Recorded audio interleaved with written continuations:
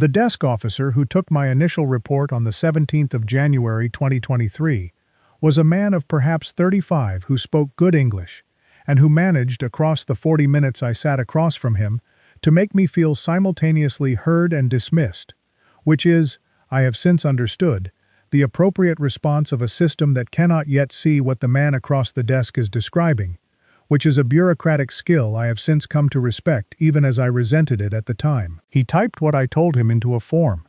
He asked clarifying questions that were relevant. He looked at the folder I had brought. 41 pages of documentation, bank transfer records, message screenshots, photographs of the property valuation she had shown me.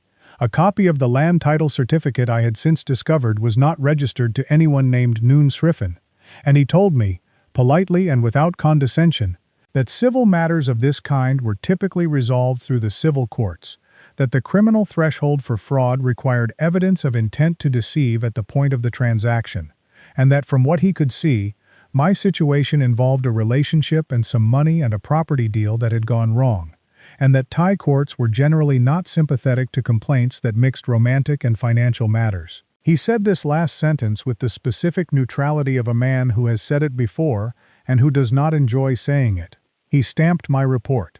He gave me a copy. He wished me well. I thanked him and I left, and I sat in my car in the car park of the Tambon Nong Hoi police station in Chiang Mai for approximately 20 minutes, and then I drove home and updated my folder. My name is Victor.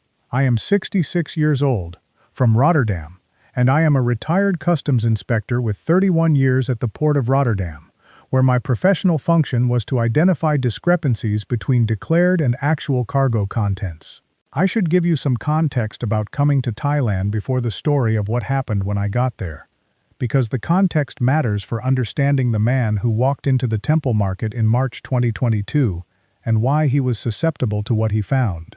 I am not married.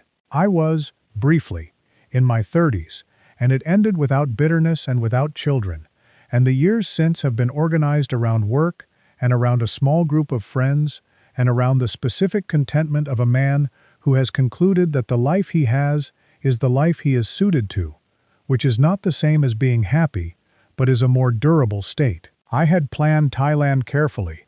3 scouting trips across 2018, 2019, and 2021, delayed in the middle by things that are obvious. And I had chosen Chiang Mai over Bangkok, and Pattaya and Hua Hin, for reasons I had documented in a comparison spreadsheet, and that reduced to this. I wanted a city, not a resort, and I wanted a city that was Thai in its daily texture, rather than international in its amenities. And I wanted to be able to walk to the market, and the coffee place, and the temple, and not to need a car. Chiang Mai provided all of these things, and I arrived in January 2022 with the retirement package and the comparison spreadsheet and the specific state of alert that a man carries when he has moved across 2 continents to a country whose language he does not speak and whose rules he does not yet fully know. And that alertness is what Noon Sriffen identified and then managed across 9 months until I was comfortable enough to stop being alert and start being trusting. And the transition from alert to trusting is, I now understand, the window that this kind of operator is looking for. My name is Victor. I am 66 years old, from Rotterdam. I want you to hold that specific skill set in mind across this entire recording, because it is the reason I am sitting here now, in the Chiang Mai apartment I moved to after the matter was concluded, rather than in a considerably worse position. I am also going to tell you what happened in that police station on the 12th of March 2023. 54 days after my first visit, when a woman I had never met walked in with a folder that was thicker than mine, and the desk officer stood up, and something in the room changed that has not changed back. I want to give you the Rotterdam years before I give you the Chiang Mai ones, because the Rotterdam years are why this story ends the way it ends, rather than the way most of these stories end. I joined the Dutch Customs Service in 1991 at 23. Fresh from a 2-year applied sciences program in Rotterdam that had given me a qualification in logistics and inspection procedures, and I spent the next 31 years developing the specific professional skill of the customs inspector, which is, I look at what is declared, I look at what is present, and I look at the gap between them. That is the entire discipline. It sounds simple, and it is, in the way that the most useful disciplines are simple when stated, and complex and demanding when practiced across 31 years. A good inspector develops pattern recognition, the sense, based on thousands of inspections, that something about this cargo container or this shipping document or this declared value is inconsistent with the context. And this sense is not intuition, it is accumulated comparison. Over 31 years I developed it to a significant depth, and I was regularly consulted on difficult cases in the final decade of my career. And when I retired in June 2022, I had a reputation for not missing things. I mention this because I missed Noon Srifen for 9 months, and I want you to understand what that means. A professional who missed nothing at the port missed this in his private life. And the gap between those two performances is the gap this recording is designed to help you close before it costs you 34,000 euros to close it yourself. Let me give you Noon first, because she deserves a precise description rather than an archetype.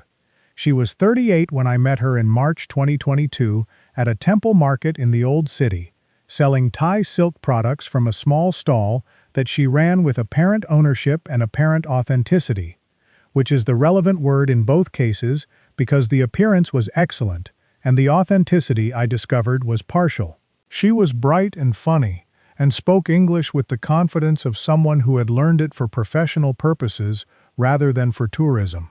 She had, she told me, a family land holding near Doi Saket, about 12 rai of orchard and residential land, that she was looking to develop as a boutique accommodation property, and that she was in the process of finding a business partner who could contribute the development capital while she contributed the land and the management capacity.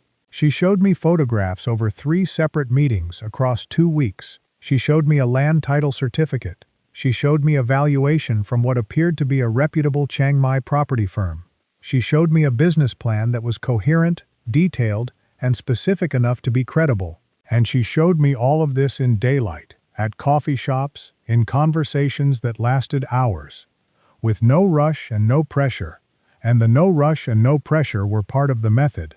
I understand now, because a man who is being rushed feels the pressure and becomes cautious, and a man who is being waited for feels the patience and becomes trusting. I transferred 34,000 euros to her account in 2 tranches, and I want to be specific about the decision-making process at each stage, because the decision-making process is where every man watching this is going to say he would have done better, and the details will cure that. The first tranche, in May 2022, 700,000 baht, approximately 19,000 euros.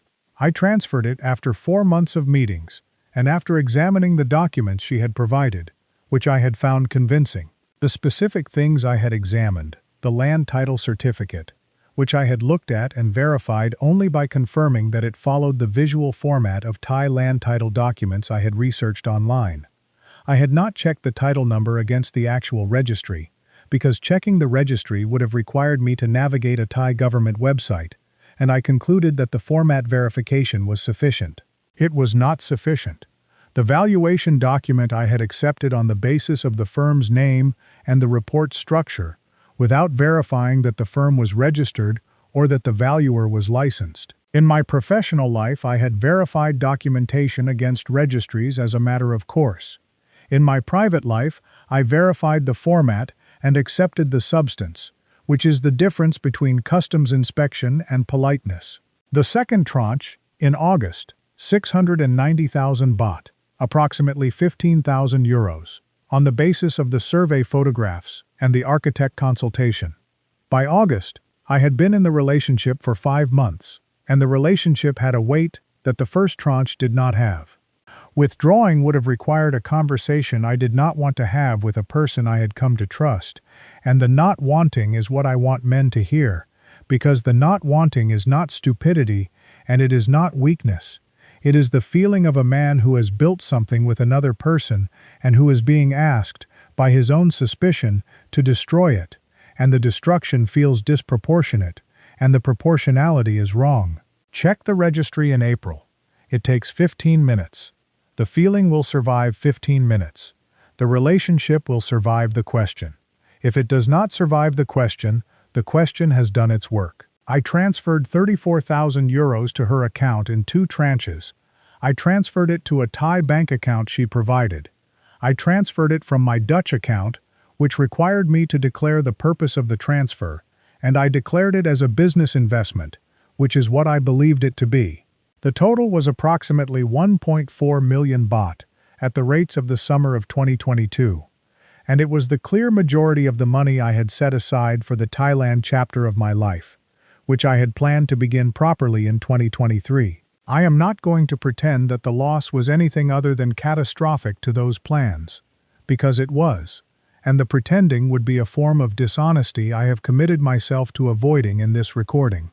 The discovery came in October 2022 when I happened, during an unrelated conversation at a coffee place I frequented near the Ping River, to describe the Doi Saket project to a woman I had come to know casually across 2 months of being regulars at the same establishment. Let me give you the months before the discovery, because a story that jumps from the transfer to the discovery skips the actual experience, which was 9 months of believing I was watching a good investment develop.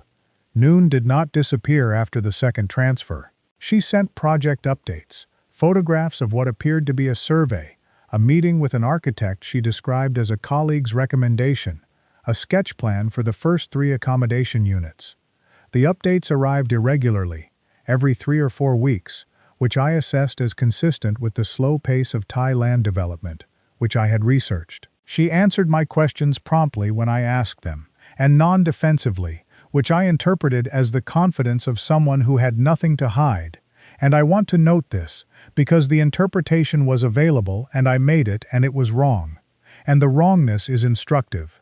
A person with nothing to hide answers questions the same way a person with excellent preparation answers questions. And my 31 years of inspecting cargo did not teach me to distinguish between the two in a context where the other person knows I am watching. The Noon Sriffen of 2022 knew I was watching. She had calibrated the updates to sustain the watching. The updates were the management of a man who keeps records, and she managed me well for 9 months. The discovery came in October 2022. Her name was Kun Amara, and she was a school teacher from Lamphun, and she had, by chance and by virtue of a family connection I could not have known about, some knowledge of the Doi Saket area. And when I described the location, the approximate position, the size of the plot, the type of orchard, she frowned and said that she thought that land was owned by a family whose name she knew, and that she did not think any of it was for development because they had been in a boundary dispute with a neighbor since at least 2019. I want to describe what happened in my body when she said that, because it is the moment the recording really begins. There is a specific sensation I developed in 31 years of customs work, which is the sensation of encountering the first discrepancy. The moment a number does not match another number, and you do not yet know what it means, but you know it means something. That sensation is not panic, and it is not certainty. It is professional attention arriving at a point of irregularity, and I felt it in a coffee shop in Chiang Mai, on a Tuesday morning, and I excused myself, drove home, and opened my folder. The folder. I have kept records in folders since my first posting as an inspector in 1991. And the habit has not changed with digital access.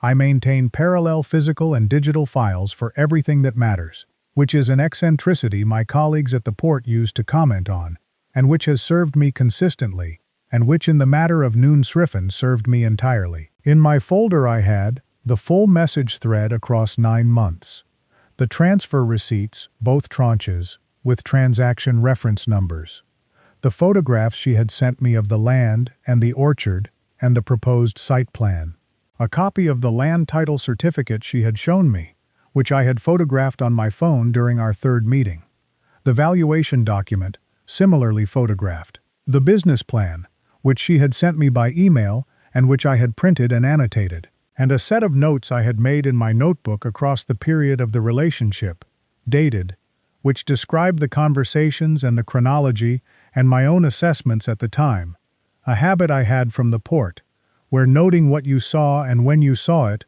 was a professional requirement that occasionally became a legal one. With Kunamara's information as a starting point, I spent 3 weeks in October and early November conducting what I can only describe as a customs inspection on my own recent history. I verified the land title certificate through the Chiang Mai Land Office's online registry, which is publicly accessible, and I found that the title number on Noon's document was registered to a company with a name I did not recognize and an address in Bangkok. I found that the valuation firm named on the document did not appear in the Thai business registry at the address listed. I found, through a combination of the message thread's metadata and 2 pieces of information she had given me in early conversations that I had noted and that I had not at the time understood as significant, that her operating name, Noon Sriffen, did not match the name on the bank account to which I had sent money, which was a name I had noted from the transfer documentation and which differed by one surname, and which appeared in a Thai language news search I ran with the assistance of a translation application, in connection with a civil complaint that had been filed in 2020 and then apparently withdrawn. I compiled this information. I organized it in the folder. I added a second section with my reconstruction of the timeline, and on the 17th of January 2023, I drove to the Tambon Nong Hoi police station with 41 pages of documentation, and the desk officer stamped my report and wished me well. I was not discouraged by the January meeting. I want to be precise about this, because men who have been dismissed by institutions often respond with either surrender or escalation, and I responded with neither. I responded with the approach I had used for 31 years when a discrepancy did not produce an immediate result. I expanded the documentation.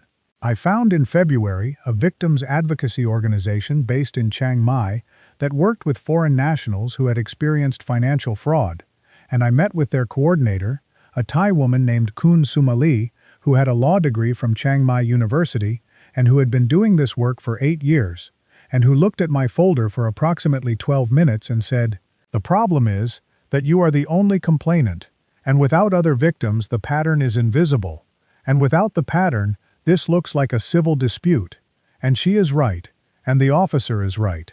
She said, "Find me another victim." I said I would try. She said, "I suspect you will not need to try very hard." She was correct. In February I posted, in English and Dutch, in 2 Chiang Mai Expat forums and 1 Dutch-language Thailand forum, a description of the method, the temple market, the Doi Saket land, the boutique accommodation proposal, the 2-tranche transfer, without naming Noon, because naming her before the police had opened an investigation would have created a legal risk that Kun Sumali had warned me about clearly. I want to explain that legal precaution in more detail, because it is one of the 2 most practically useful things in this recording, and men in my position consistently get it wrong. Thai criminal defamation law is strict in a way that creates a significant constraint for anyone who wants to warn others about a person they believe has defrauded them but has not yet been charged. If you name the person publicly, in a forum or on social media, before the criminal process has produced a charge or a finding, you are potentially liable under criminal defamation provisions, regardless of whether what you say is true, and the person you have named can use that liability as a counterlever that complicates or delays the criminal process against them. I have met 2 men in Chiang Mai who named their suspected fraudster publicly in the first weeks after discovery, before they had legal advice, and both of them spent the following months managing defamation threats instead of building evidence files. The correct sequence is discover, document, consult with a qualified advocate before saying anything publicly, and when you post publicly, describe the method without naming the person, with specific enough detail that other victims recognize the pattern, and general enough language that you are describing a type rather than an individual. That is what I did. It worked, and it cost me nothing and saved me months of delay. She was correct.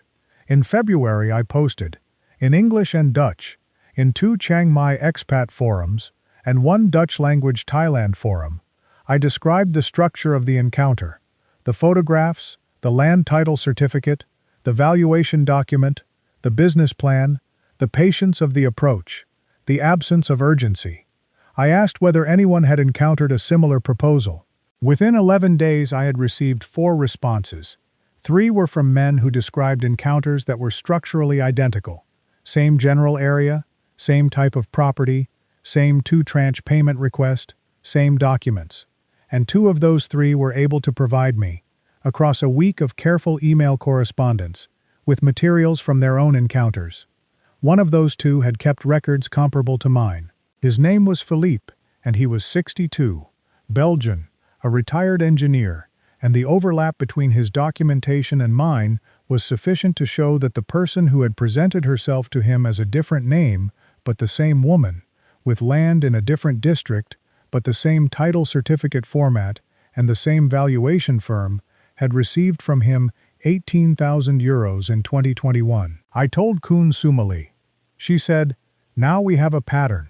She said, "Update your folder." On the 12th of March 2023, I returned to the Tambon Nong Hoi police station. The folder was now 87 pages. I want to give you the March morning in full, because the full morning is what the title of this recording is about, and because the 40 minutes of it, told properly, contain more useful information than most of what I have said so far. I arrived at 9:15. The desk officer on that morning was the same man who had taken my January report. Not a coincidence, because I had asked, when scheduling the follow-up through Kun Sumali's organization, whether the same officer could be requested, which Kun Sumali had arranged through a contact. I wanted the man who had seen the first folder to see the second. He recognized me, he looked at the new folder on the desk between us, and I could see him doing the arithmetic. January folder 41 pages, March folder 87 pages, and the man on the other side of the desk is not a complainant who has come back to give up. He is a complainant who has come back with more material, and the material is now large enough to constitute an evidentiary question rather than a civil dispute characterization. He began reading the summary document that Kun Sumali's organization had prepared.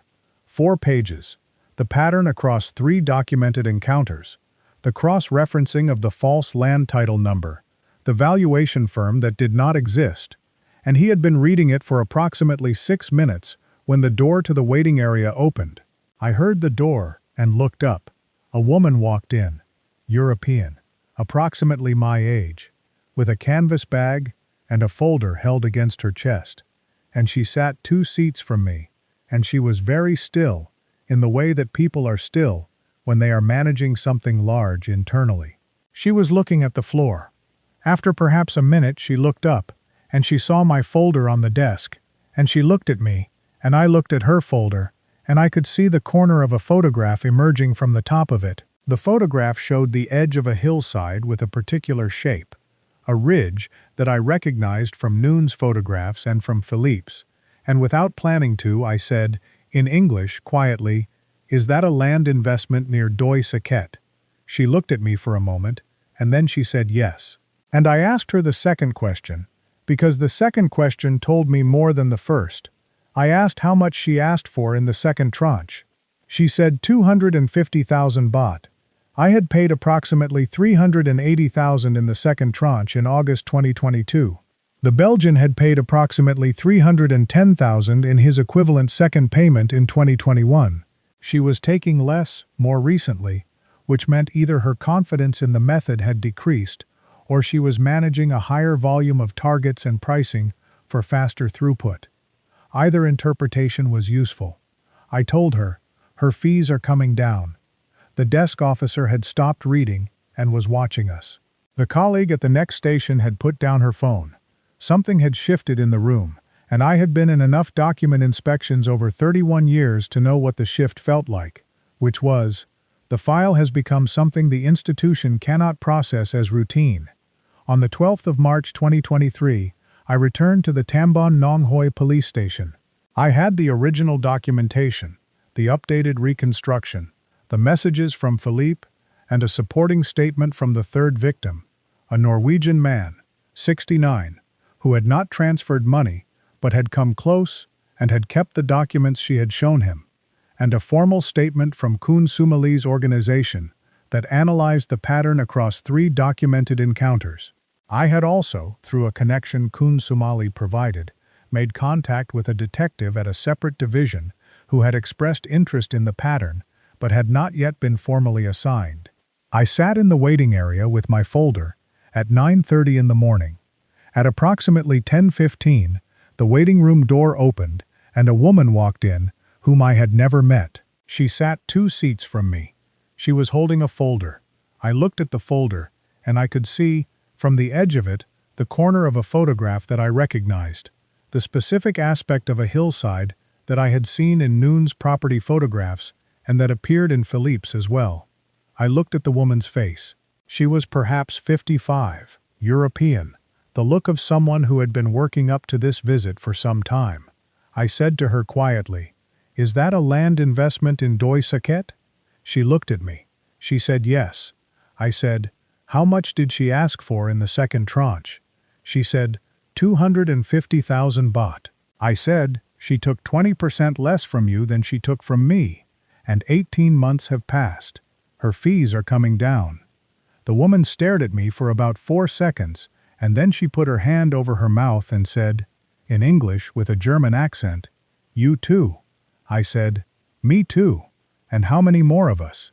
And the desk officer, who had processed my January report, who had been at the counter during this exchange, said something in Thai to a colleague, and the colleague made a phone call, and within 20 minutes there were 2 officers in the room who had not been there before, and the nature of the morning had changed. I am not going to give you the investigation in detail, because the investigation is not this recording's proper subject, and because some of it I do not know, and some I am not at liberty to say.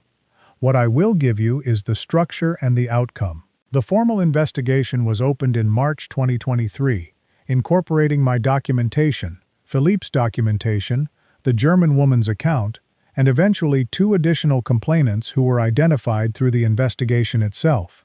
Noon Srifen, or the name she operated under, which was one of at least 3, was identified, located, and arrested in April. The criminal proceeding moved through the Thai court system over 14 months.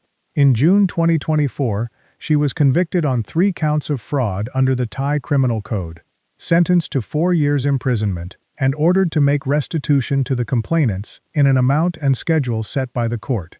I have, as of this month, received partial restitution, the first payment in a schedule that will extend over several years, and I want to be honest that the full recovery of 34,000 euros is not guaranteed and may not occur, because enforcement of restitution orders in Thailand is a separate process from the conviction itself, and Kun Sumali has managed my expectations about this with the same careful accuracy she brought to everything else. I may recover 60 or 70%. I may recover less. The conviction is permanent. The named verdict is a public record in Chiang Mai. These are the things I can state with certainty, and I state them without embellishment, because embellishment is what the method she used against me relied on, and I am not interested in being its student. The German woman's name is Ingrid. She is 57, from Munich, and she moved to Chiang Mai in 2019 and had been, as she told me over coffee in the weeks after the March police station morning, in the early stages of the same trap I had fallen into when she recognized the structure in February through the forum post I had written. I want to give you the texture of the 14 months between the March morning and the June 2024 conviction, because 14 months is a long time, and because the way those months felt is relevant to any man who is considering whether to pursue a case of this kind. The investigation was largely outside my control, and largely invisible to me. There were periods of weeks when I received no communication from Kun Sumali, and no information from the detective, which I understood to mean that the investigation was in progress, and that it was not at a stage where updates were available, and which I found, honestly, more difficult than the active work of building the folder had been. I walked a great deal. Chiang Mai is a good city for walking, which I had known from the scouting trips, and which I was glad of in those months. I went to the Ping River in the early mornings, and the temple market on Saturdays, and a coffee place near the old city that I had made my own, in the same way that I had made a coffee place near the port my own, across 30 years, which is by going consistently and becoming a familiar face and not requiring anything beyond the coffee and the chair. I corresponded with Philippe, who was managing the same 14 months in Bruges, and our correspondence was efficient and dry, and constituted the form of friendship available to two methodical men who share an unusual specific experience, and who respect each other's practical orientation. He visited Chiang Mai in November 2023 to provide his victim statement in person, and we ate at a restaurant in the Niman area for 3 hours, and talked about cargo logistics and Thai orchid cultivation and the investigation, in that order, and it was the best evening of the 14 months. The courtroom in June was not dramatic. Thai criminal proceedings are not dramatic in the way that television suggests criminal proceedings should be dramatic. There is a bench, and there are lawyers, and there is a formal process that moves at the pace of a formal process, and the reading of the verdict was delivered in Thai and translated by the court interpreter, and the translation was clear, and I noted the sentence and the restitution order in my notebook at 10:47 a.m. on the 24th of June 2024, in the same notebook I had used for the original timeline reconstruction, and I closed the notebook and sat for a moment, and then I thanked Kun Sumali, who was beside me, and she said I was welcome, and said I had done the work, which was accurate, and which I appreciated her saying. The German woman's name is Ingrid. She had not transferred money. She had begun to suspect. She had done her own verification, and she had arrived at the Tambon Nong Hoi station with the photographs and the documents and the story still in progress. Her not having lost money was, she told me, in some ways more useful to the investigation than my having lost it, because it demonstrated the method in its active state rather than its completed one, and the detective found this evidentially interesting. She and I became, across the investigation, the kind of friends that people who have shared an unusual specific experience become, closely connected around the event and warmly connected around everything else. She knows what the folder looks like. She has her own copy of the land title certificate with the same false registry number. She was in the courtroom in June. I want to be precise about what I have that the other victims do not, because it is the thing I most want the men watching to hear. Let me add the practical things, because this recording should leave you with something you can use before you need it, rather than after. The thing I did that other victims did not is simple. I documented the relationship as it developed, with the same habits I used at the port. Every meeting noted, every document photographed, every financial transaction recorded with the reference number. This did not require special software or special training. It required a notebook and the habit of writing in it, which I had maintained since my first posting in 1991. The notebook cost me €12 at a stationery shop in Rotterdam, and I bring a new one to Thailand every 2 years. If I had not kept the notebook, I would have had the bank transfers and the messages, and the bank transfers and the messages would have been useful but not sufficient. The messages did not contain the specific details of the conversations that the notebook recorded, and it was from the notebook that I drew the timeline reconstruction that Kun Sumali said was the clearest document in the folder. The second practical thing, verify the land title before you transfer money. The Chiang Mai Land Office maintains an online registry that is publicly accessible. It takes approximately 15 minutes to verify whether a title number corresponds to the name and location claimed. I could have done this in May 2022 before the first transfer, and I did not, because the relationship had developed to a point where verification felt like distrust, and distrust felt incompatible with the trust that the relationship required. And that feeling, the feeling that checking is rude, is what the method is specifically designed to produce. Verify anyway. Being rude is free. The land office query takes 15 minutes. The comparison cost is €34,000, and I have done that arithmetic for you so you do not have to. The third, if you discover you have been defrauded, do not name the person publicly before you have legal advice. I have covered this, but I will say it again, because it is the mistake that costs men months. Description of the method is legal and useful. Naming the person before the criminal process has begun creates legal exposure for you and tactical leverage for them. Find Kun Sumali's equivalent first. There are victims' advocacy organizations in every major Thai city, and they exist for this reason, and many of them will consult for free. I want to be precise about what I have, that the other victims do not. I have a conviction. I have a restitution order. I have partial payment.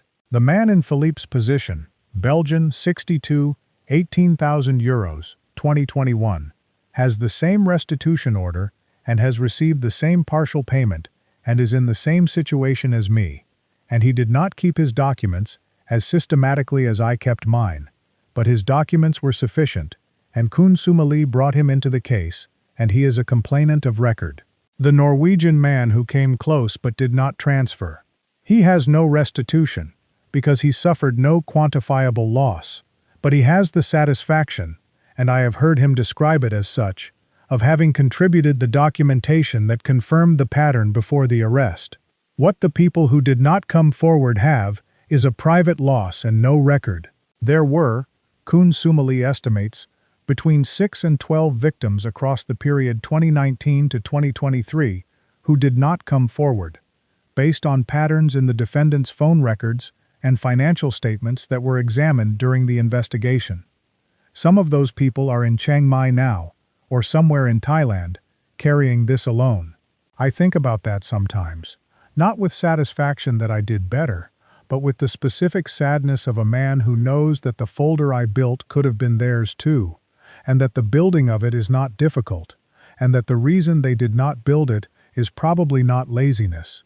It is probably shame. Shame is the mechanism. It is the mechanism of the crime, and it is the mechanism of the silence afterward. I want to say one more thing about shame before I finish, because I think it is the most important sentence in this recording, and I have been working up to it across everything else. The operator who uses the patience method, the weeks without urgency, the careful meetings, the documents that look right, the relationship that develops to the point where suspicion feels like betrayal, is not primarily targeting your money. She is targeting your self-image, the specific self-image of a man who has, all his life, been careful and competent and difficult to deceive. She is targeting the part of you that would find it most difficult to say, "I was deceived," because that part of you will resist saying so. And the resistance, the 20 hours in October, the private conviction of stupidity that arrives before the anger, is the mechanism. The shame keeps you quiet. The quiet protects the operation, and the operation continues to the next man. I did not stay quiet. The 31 years of the port helped, and the notebook helped, and Kun Amara helped, and Kun Sumali helped, and Philippe's folder helped, and Ingrid walking through a door helped. But the thing that preceded all of those things was a decision, made somewhere in the middle of the 20 hours on an October night, that the shame was not mine, that the shame belonged to the method and not to the man, and that the man still had a folder, and the folder was going to be used. That decision is available to any man who makes it. It costs nothing.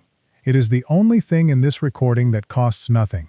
Shame is the mechanism. A man of 66 who has transferred 34,000 euros to a woman he believed was a business partner and who discovers that she was not experiences, before he experiences anything else, a private conviction of his own stupidity, and the private conviction arrives faster than the grief and longer before the anger and much longer before the practical action. I know this because it is what happened to me in October 2022. And I know the timing precisely because I wrote it in my notebook. Between Kun Amara's information on the Tuesday and my first review of the land registry on the Wednesday, there was approximately 20 hours. And in those 20 hours, I did not do anything at all. And the reason I did not do anything at all is that the 20 hours were occupied by the arrival and the sitting with of the knowledge that I had been wrong, that a professional who had spent 31 years identifying discrepancies had not identified one in the most consequential transaction of his private life. I am not going to tell you that the shame passed quickly, because it did not. It took about 10 days to become anger, and it took the anger to produce the customs inspector rather than the embarrassed retiree, and it was the customs inspector who built the folder, and it was the folder that produced the March morning. The folder is in my apartment now, in the filing cabinet that was the first piece of furniture I bought when I moved to Chiang Mai permanently in March of this year, after the conviction, after the first restitution payment, and after the specific decision that this was still the city, and still the life, adjusted, and that a fraud does not get to choose the geography of your retirement. The filing cabinet has 4 drawers. The Noon Srifen folder occupies approximately a third of one drawer. The other folders are the normal administrative furniture of a life: insurance, lease, bank accounts, the visa documentation that I review annually, the health records, the ongoing correspondence with Kun Suma Lee about the restitution schedule. All of them are dated. All of them are cross-referenced. They are the record of a man living in Thailand carefully, which is the only way I know to live anywhere, and which is, I have concluded, adequate, and occasionally more than adequate, and enough. Ingrid and I have dinner most Thursdays at a place near the Nimmen Road that she found and that I verified by going twice before expressing a preference. We do not discuss the case. We discuss other things. The Thai news, the Orchid Festival, the coffee shop she wants to try, a documentary I have been watching about container shipping that she tolerates with the patience of a person who is genuinely fond of someone whose enthusiasms are very specific. Last Thursday she asked me whether I had heard from Philippe, and I said yes, he was well, and she said to send her regards, and I said I would, and I did, and his reply was 2 lines and characteristically efficient and entirely warm. It is not the retirement I planned.